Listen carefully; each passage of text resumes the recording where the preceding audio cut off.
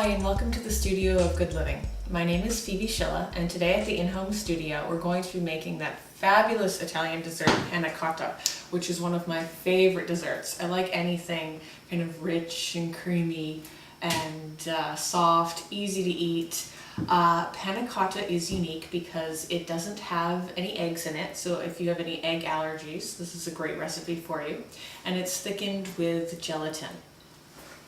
Panna Cotta needs to be made ahead of time, but you can make it in the morning and serve it in the evening. But it's even better if you make it the night before you have a dinner party or something along those lines. It's really easy. This has half a cup of sugar, 2 cups of heavy whipping cream, 1 1/4 cups of whole milk yogurt. You can also use goat's milk yogurt if that's an option for you. 1 teaspoon of vanilla extract, 2 tablespoons of water, and 1 package of gelatin. And that's about 1 1/4 teaspoons of gelatin. So the first thing we're going to do is sprinkle the gelatin over the water, and that's called blooming the gelatin. So that's all we're going to do is sprinkle it over the water.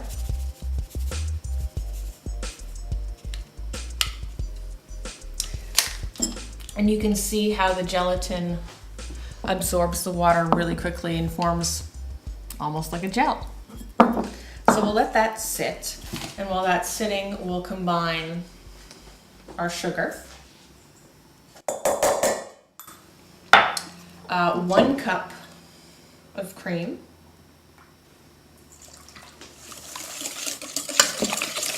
okay, so what we need to do here is melt the sugar with the cream. So we're actually going to take this over to the stove,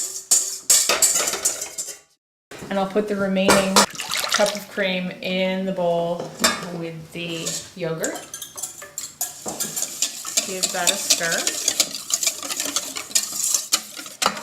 We'll measure out 1 teaspoon of vanilla extract.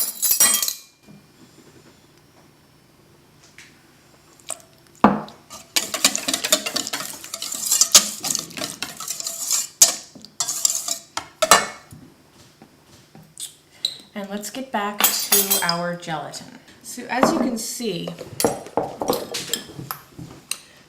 look, it's solid.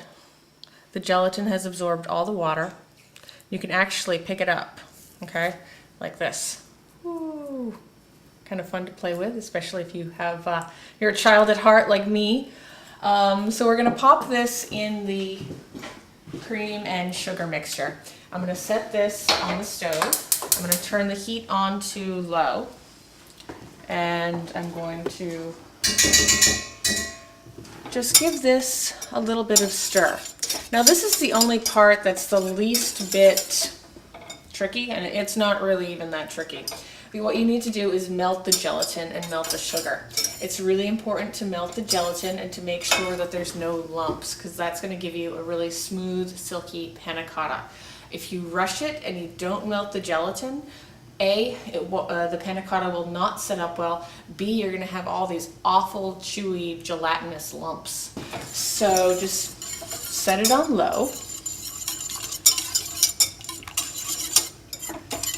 And just give it a little stir. It doesn't take much heat to melt gelatin. This looks like it's completely melted. And what I'll do, just to make sure that it's melted, I will strain this into our milk and yogurt mixture. So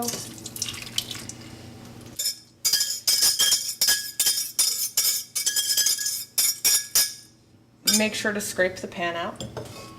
And as you can see, there's nothing in the strainer, so everything was melted.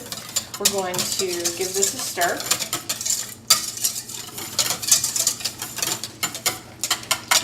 And then we're just going to pour this into our molds. So how easy is that?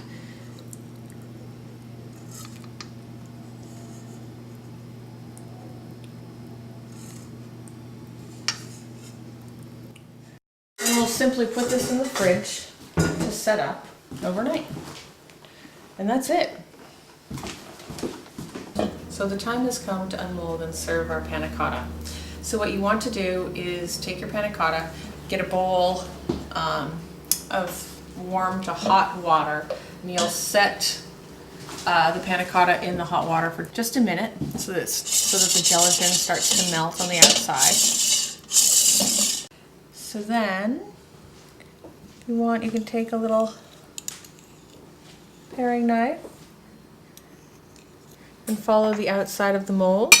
Take your plate, put that on top of the mold, and then flip it upside down, give it a shake, give it a pat, give it another pat.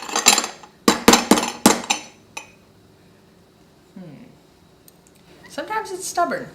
Sometimes you need to work with it a little bit and put your knife back in and pull it away. So I can see clearly that it's pulling away. I can put this back on. I can now give it a good shake, and out it comes. For a garnish for your panna cotta, I decided to do oranges and ginger syrup. I have ginger syrup in the fridge. It's a local product from Robert Lambert, really high quality. So I'll drizzle some of the ginger syrup over the panna cotta and some of the oranges that have been macerating in the ginger syrup. You can garnish this with mint and a little bit of whipped cream if you want, but it's just perfect just as it is. Other garnishes would be berries, blueberries, strawberries, blackberries, just a little bit of whipped cream. You could do like a strawberry sauce. You could do just a drizzle of honey and maybe some candied violets. That's a really nice presentation. But go ahead and be creative. Use what you have and use what you like. Thank you for joining me today at the studio of Good Living, where we made panna cotta from scratch. Super easy. I hope you make it for your next party. I hope to see you here again.